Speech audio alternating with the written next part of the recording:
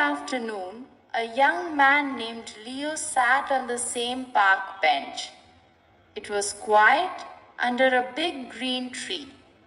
That bench had once been their place, his and his best friend Sam's. Sam had passed away a few months earlier. Since then, Leo came to the park every day after work. He sat in silence, watching children play, dogs run, and the wind move the leaves.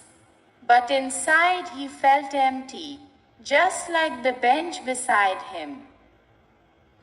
One day, an old woman walked by and stopped.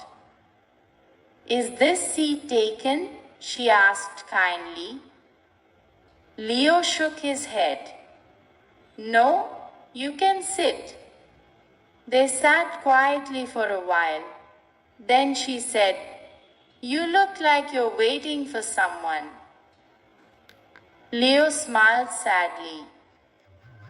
"I guess I am." She nodded, not asking more. After a few minutes, she began to talk about her garden, her cat, and her grandson who lived far away. Her voice was warm and gentle. Leo listened, and for the first time in a long while, he smiled. The next day, she was there again, and the next. Slowly, their small talks became something Leo looked forward to. One sunny afternoon, Leo brought 2 cups of coffee.